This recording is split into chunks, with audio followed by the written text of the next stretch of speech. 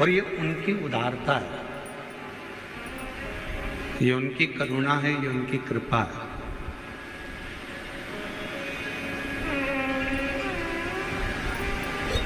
कल माननीय श्री नामदार राधा कृष्ण वी.के. पाटिल जी साहब से जब हम जा रहे थे तो चर्चा हुई, बात हुई, तो कह रहे थे गुरुजी कथा होती है और रोज फिर पुनः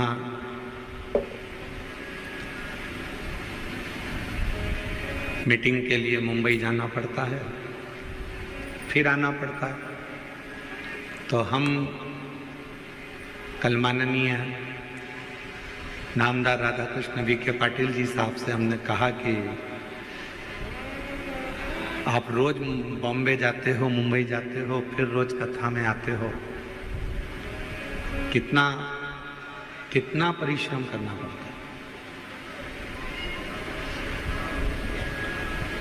तो कल बता रहे थे कि इस शिरडी क्षेत्र में महाराज जी जितना विकास किसी अन्य क्षेत्र में नहीं हुआ होगा, उतना विकास ये शिरडी क्षेत्र के अंतर्गत हुआ, चाहे फिर वो शिक्षा हो, चाहे फिर वो चिकित्सा हो।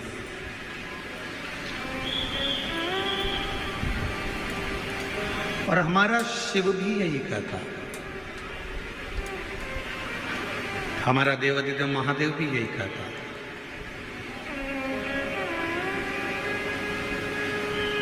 हाथ पर हाथ धरकर मत बैठे रहो, अपने कर्म को करते रहो।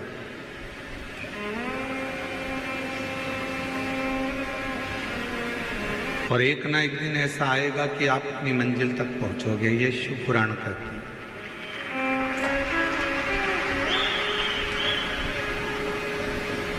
व्यक्ति कर्म ही ना करे और सोचे कि मुझे मंजिल मिल जाए तो ये बहुत कठिन है। समंदर, समुद्र अच्छे से अच्छे जहाज को भी डुबा देता है।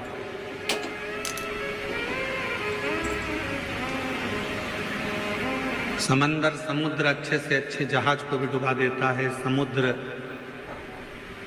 बड़े से बड़े नौका को, बड़े से बड़े जहाज को और बहुत कुछ डुबो देता है, बहुत कुछ। जब अपनी वाली पर यदि समुद्र आ जाए तो बड़े बड़े शहर को भी डुबो देता है।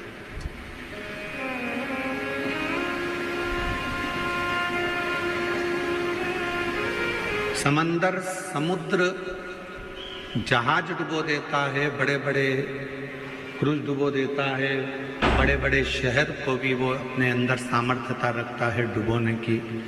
पर समंदर, समुद्र एक घास के तिनके को डुबो नहीं पाता है। एक घास का तिनका,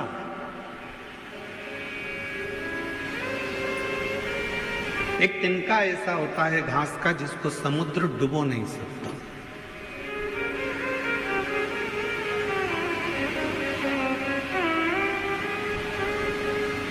किसी ने समंदर से कहा, समुद्र से कहा कि तुमने पूरा जहाज डुबो दिया, तुमने पूरी बस्तियां डुबो दी, तुमने कई शहर डुबो दिए, तुमने कई नगर डुबो दिए, ना जाने तुमने कितना कितना जहाज, कितने कितने क्रूज अंदर डुबो दिए, और तुम एक घास का तिनका नहीं डुबा पा रहे।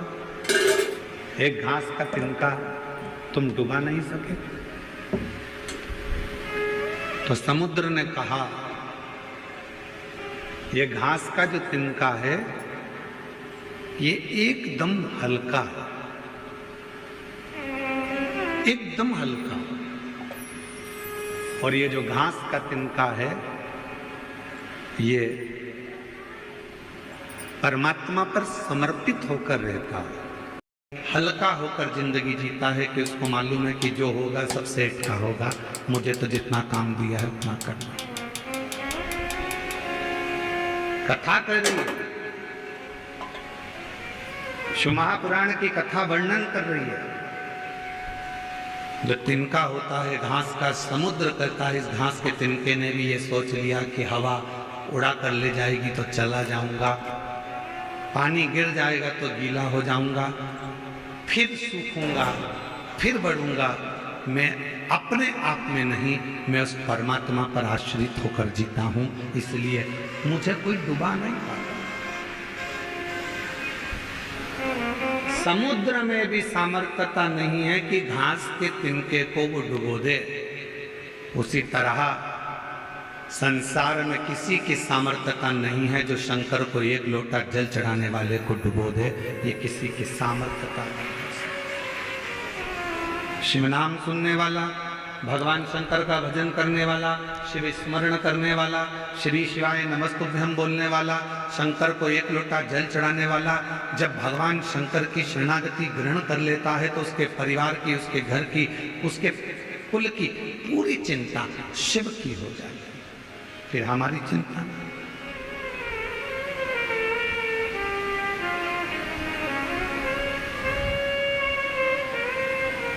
और मेरा आपकी कृपा से सब काम हो रहा है, मेरा आपकी कृपा से सब काम हो रहा है। करते हो भोले बाबा मेरा नाम हो रहा है, करते हो भोले बाबा मेरा नाम हो रहा है, मेरा आपकी कृपा से सब काम हो रहा है। हल्के होकर जो सब परमात्मा पर छोड़कर,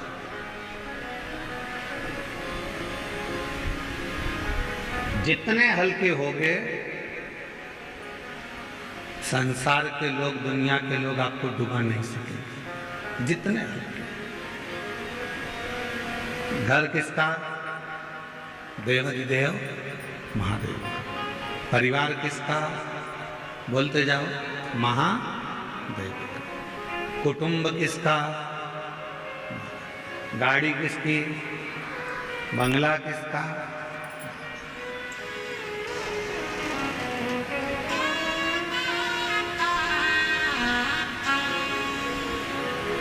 वो एक लाइन है ना, मेरी गाड़ी मेरा बंगला मेरा पैसा सब तेरा, सब कुछ है तेरा सरकार, मेरा तो कुछ भी नहीं, सब कुछ तेरा सरकार, मेरा तो कुछ भी नहीं। मेरी गाड़ी मेरा बंगला मेरा पैसा सब तेरा, सब कुछ तेरा सरकार, मेरा तो कुछ भी नहीं। ये जितना है, वैभव है, सत्ता है, धन है, दौलत है, जो गाड़ी है, जो बंगला है, जो पूंजी है, जो सामान है, सब